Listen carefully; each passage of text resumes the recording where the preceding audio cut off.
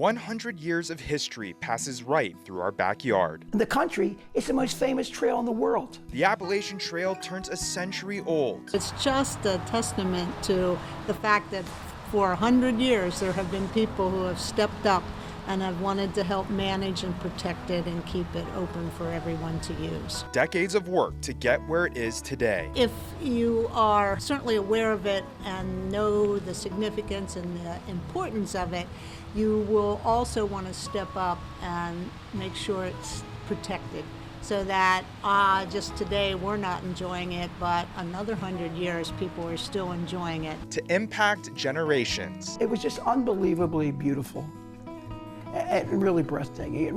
It truly changed me. From the people who hike the entire distance from Georgia to Maine. I'm excited about it. When I get there, it's like, man, I'm gonna, really live it up. To the ones who enjoy and are impacted by the surrounding outdoors. It seems like there's state parks all over the place in Pennsylvania. So I feel like I could be at this for years and still have new ones. It's time to celebrate. It is an amazing anniversary to be in this, about this trail, to love this trail, and for 100 years it is quite significant. This is celebrating 100 years of the Appalachian Trail. What is considered by many as the most iconic hiking trail in the world sits right in our backyard. The Appalachian Trail's 2,190 miles spans from Georgia to Maine, 230 miles of which crosses right here in Pennsylvania. And in 2025, we are celebrating its 100 years. Hello everyone, and welcome to Celebrating 100 Years of the Appalachian Trail. I'm Ryan Yee. From the centuries-old history to the hikers that hike it, for the next half hour, we take you on an Appalachian Trail journey. We also talk about the outdoor activities that surround the AT for those of you who want to get off the beaten path. But first, we start at the beginning. As the Appalachian Trail Conservancy turns 100 years old, we talk about how it all started and got to where it is today. One of the most iconic hiking trails in the world that passes right through our backyard celebrates 100 years. It's the most famous trail in the world. There are trails longer than this, but there is no trail that has the mystic significance of the Appalachian Trail. The Appalachian Trail Conservancy, the nonprofit devoted to the AT, turned a century old in March. What started as a vision by forester and conservationist Benton McKay in 1921 as a grand trail for hikers turned into something he never could have imagined. McKay had no idea that this would be a 2,000-mile trail. He just figured there'd be little sections that people would go out, and be able to hike. This whole thing came about over 100 years. The trail is now managed by 30 hiking clubs, 8 of which are in Pennsylvania. The AT spans over 2,197 miles across 14 states. It's taken a century's worth of work to make it what it is today. 90% of it is managed and worked on by volunteers. So it's just a testament to, for 100 years, there have been people who have stepped up and have wanted to help manage and protect it and keep it open for everyone to use. Taking a moment to celebrate the historical milestone. The Appalachian Trail Conservancy is really doing a good job getting that message out and getting us to remember to celebrate, because often we just take it for granted, but it is a amazing anniversary. And it's right back to work to make sure the Appalachian Trail lives on another century and beyond. I hope it stays the same. And the only way it's going to stay the same is to have support of the public and of governments. It's not only important to keep the AT alive, it's important to keep all wild places alive. If you know the significance and the importance of it, you will also want to step up and make sure it's protected, so that just today we're not enjoying it, but another 100 years people are still enjoying it. And when it comes to hikers on this trail, there's a tight sense of community, and that sentiment extends to the businesses and communities that surround or even on this trail. Whether it's equipment or an ice cold beverage, there's a feeling if you need help, you'll certainly find it. A central Pennsylvania town embraces the hiking community like no other. Being a friendly trail town is something that everybody in Duncan is really trying to achieve. Duncan in Perry County is one of a handful of towns that the Appalachian Trail passes right through. And In that town, you'll find businesses like Lindgren Craft Brewery, the only brewery located directly on the 2,200-mile-long AT, who buy into the tight-knit hiking community. Hearing the stories, getting to meet people that I wouldn't have the opportunity to meet anywhere else. And they're coming in, we get to sit down, have a beer together, and they go on their way, and being able to give it right now is really important to us. Understanding the challenges thru hikers face on their journey, Lindgren Craft Brewery does what they can to help hikers get to their next destination. When I got to Duncan and I found out, actually I came in here with my pack on, and they said, "Are you through hiking the trail?" I said, "I am." Then she said, "Here's a token, I've got a free beer for you." So those things really lift your spirits and keep you moving forward. It's incredibly amazing that trail angels is what they call people on the trail that are there to help you out. And to get that cold beer that was made so well was a very big treat for me. A small gesture that goes a long way. Oh, it's right up there at the top. I mean, it's unbelievable. You know, I'm going to dream about that beer that I'm having right now for a long ways up the trail. And one that is not so uncommon in a trail town like Duncan.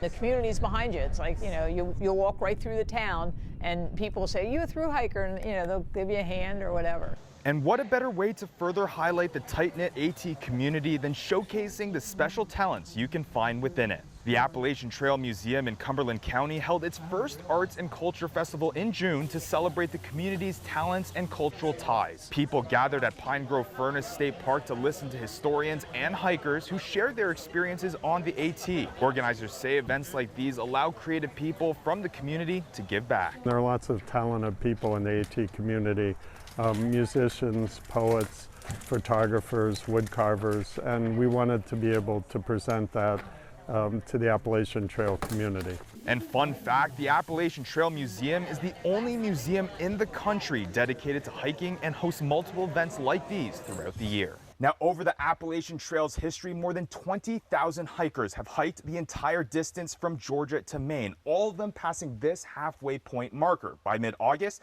York County's Roxanna Strine hopes to join that exclusive list at 70 years old. I caught up with Strine as she passed through the area to talk about her drive that keeps her moving.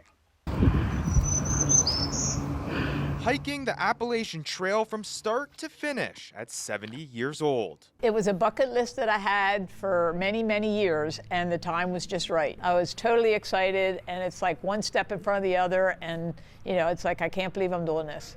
It's, you know, finally happening. The 2,200-mile journey started in March for York native Roxanna Strine. It's crazy. The same month, the trail celebrated its 100th anniversary. It's a journey that will take Strine some 6 months to complete, step by step. Every step along the way, when you got to the first 100 miles, you know, they have it written in like on stone on the ground. It's like, yes, 100 miles, 200, the whole way. Every time you get to a milestone, it's like excitement all over again. Her goal, take in an outdoor experience she's always wanted to have. But I gotta walk past here because there's the trail down there. Just being out there. Being out there for hours at a time, as you hear the birds, just the nature. It's a lot of things that, you know, you don't see like just walking around here. You see it, you know, being on trail. It's day in and day out. And whether it's just 1 mile or in Strine's case, all 2,200, it's a piece of hiking history available to everyone. Luckily for us, it's right in our own Pennsylvania backyard. It will grow on you, it really will. And your goal can be like, I want to be able to do all of Pennsylvania. And then once you get that done, it's like, oh, I want to try another state. So start small. You don't have to start out by doing 2,200 miles. I'm 70 and I'm doing this. And it's like, to mainly encourage other people, it's like, you know, just because you get older doesn't mean you stop doing things that you enjoy doing. I love the outdoors. I'm outside on the trail all the time, you know, in our area. We have many, many wonderful trails here. You heard from him a little bit earlier talking about the 100-year history of the Appalachian Trail. But let me tell you, 90-year-old Alan Britton of the York Hiking Club has many more stories to share when it comes through hiking in this area. I sat down with Britton to talk about those experiences and what he's learned in that time. You have to understand, the Appalachian Trail primarily is maintained by volunteers. They put in their own time. Many times they provide their own equipment. They can go out once a month. Sometimes they go out 2 or 3 times a week. And I'm still involved, not only with the York Hiking Club, but with the Batona Hiking Club out of Philadelphia. where I was the trails chairman. And quite frankly, I had no intention of ever doing the Appalachian Trail. It was the last thing on my mind. Pennsylvania is known for where boots go to die. It's extremely rocky, but you know, compared to what? You know, the White Mountains isn't exactly a cakewalk. And I'm still involved.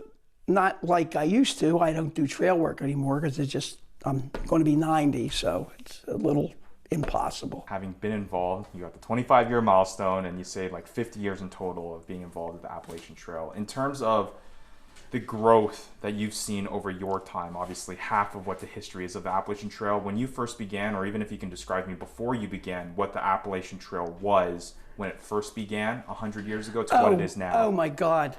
When I did the Cumberland Valley, it wasn't through fields and forests.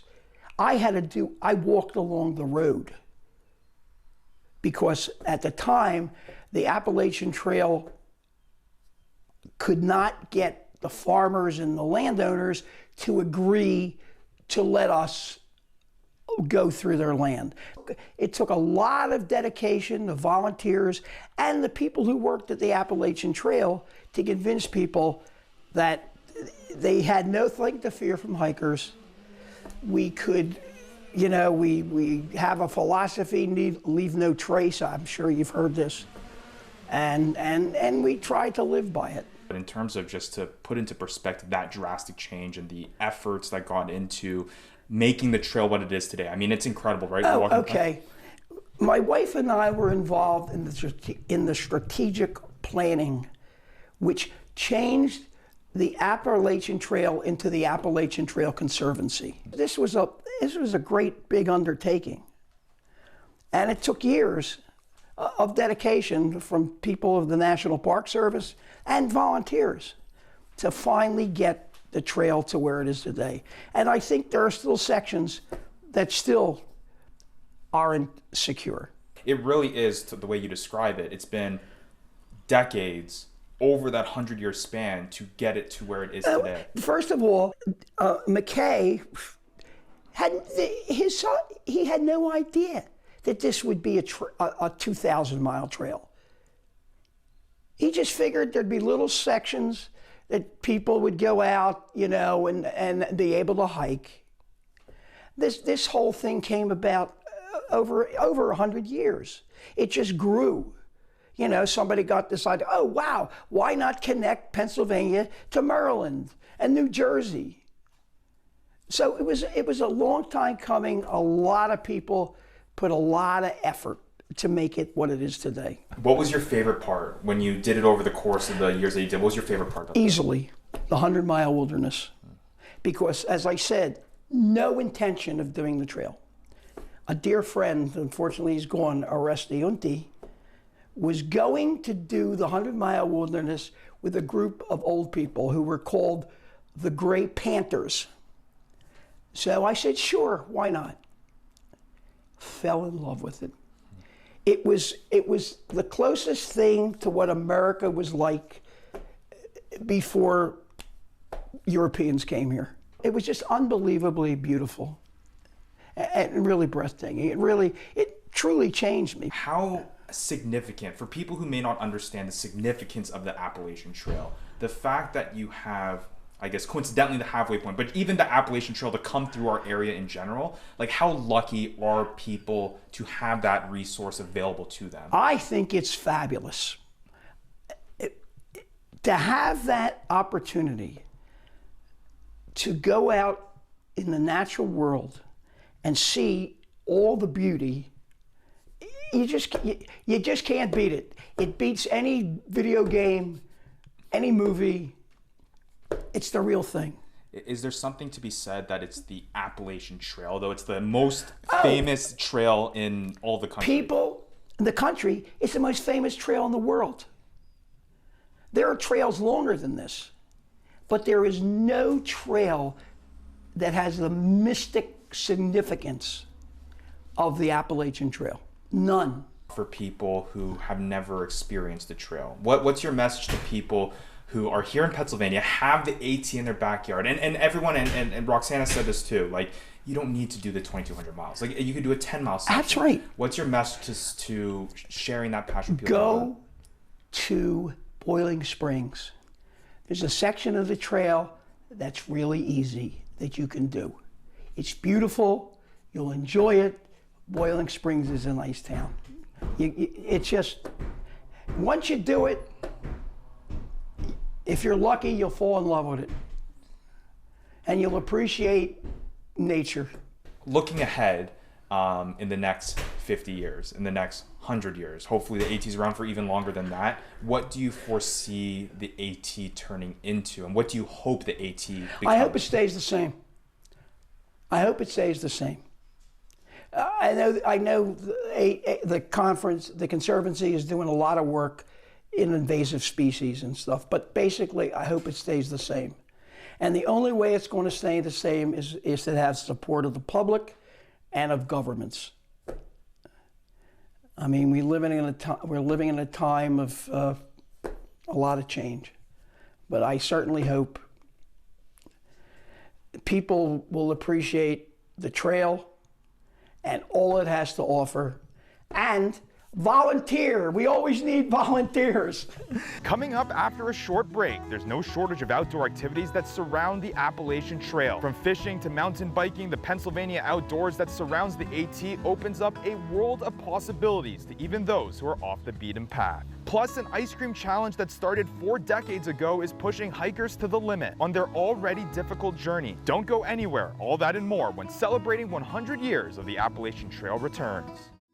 Welcome back to celebrating 100 years of the Appalachian Trail. I'm Ryan Yee. Now, as we mentioned, there are plenty of outdoor activities when it comes to things surrounding the Appalachian Trail, and that includes Pennsylvania state parks. Now, federal campgrounds have been closing or reducing their hours due to staffing shortages. The solution has been those protected state lands. Lauren Bradford tells us more about the Pennsylvania Department of Conservation and Natural Resources Still Open, Still Awesome campaign that hopes to get more people out to those state grounds.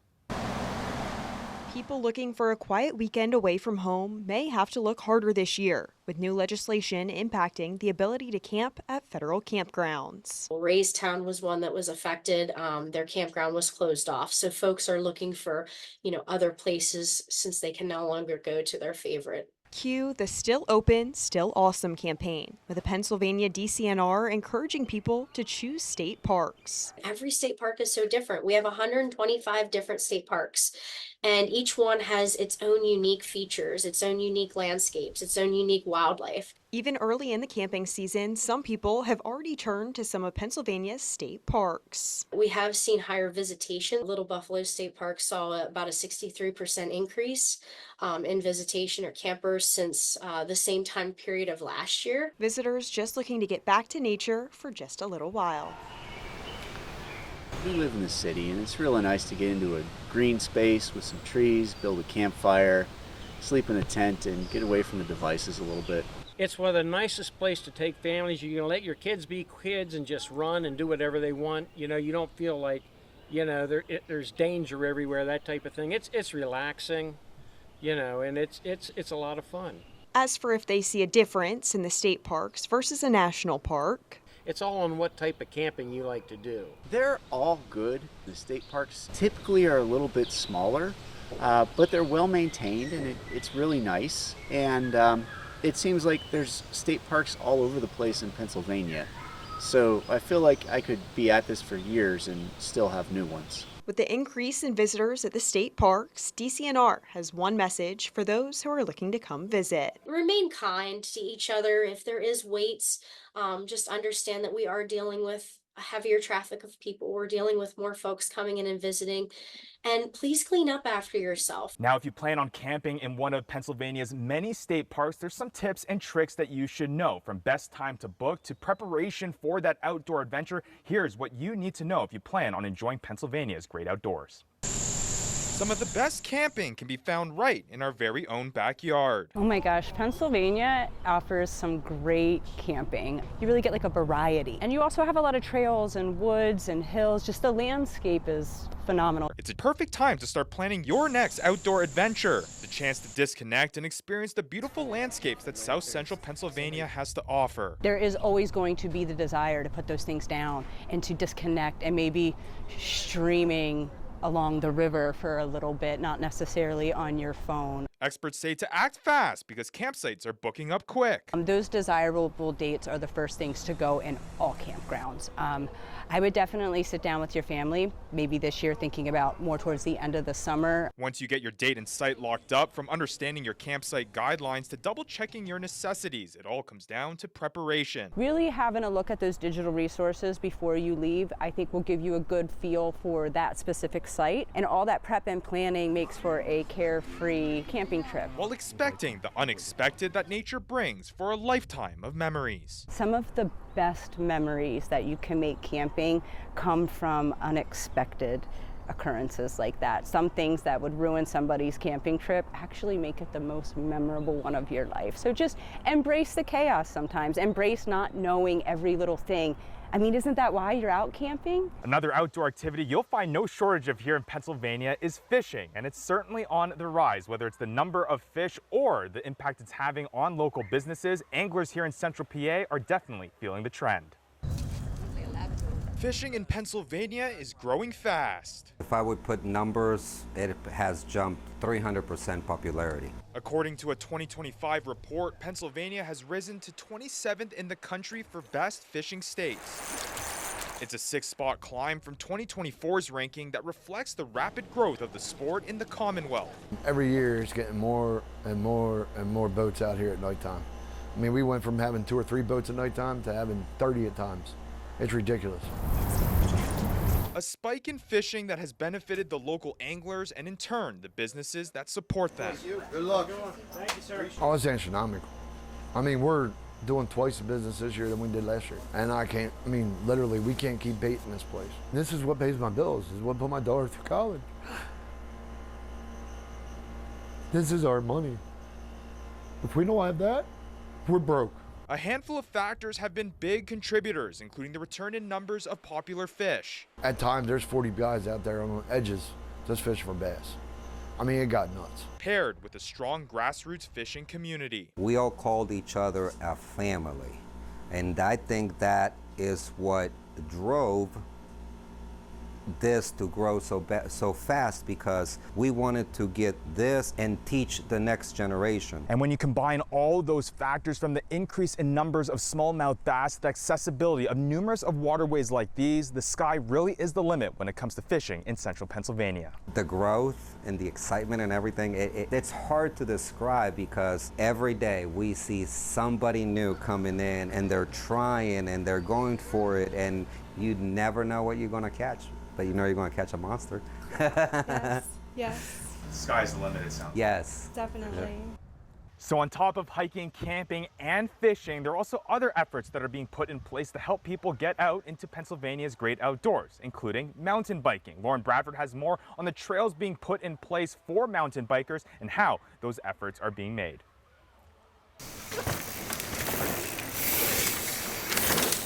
The thrill of the ride meets the convenience of a local trail. It's like having a playground in your backyard. It's like the closest thing to my house. It's sweet to be able to come to one of the best trail systems around and get the ride. After spending years traveling hours to enjoy the sport they love, a group of volunteers in Lancaster County decided it was time to bring the trails to them. We went out on a really cold day in December, and we kind of just walked and made like a GPS track of kind of where we wanted trails to go and like brainstorm some ideas. Me and a bunch of friends, I wrote a big proposal. We put together like a trail map and stuff, and so we went from there. The idea for the local MTB park in Corryville was born, but that was just the beginning. We spent probably a month and a half just clearing out like trees and brush and just opening up stuff. Priority number one, building the basics. We originally started, we got all like the beginner trails pretty much opened up, because we wanted to have want the beginners to have like access first. The hard work was finally paying off as the trails came to life with riders both experienced and new. Just seeing the kids' faces light up when they see like the jumps, and it's so cool. It's like one of the best feelings. That's what keeps us motivated, really, as a group. It's so much fun to just see new people and new faces come out and talk about bikes or talk about different trails and make new friends. And it's going back on, like, it's giving a sense of like the mountain bike community is growing. The trail builders have a few words of wisdom to anyone thinking about coming out for the first time. Know your limits.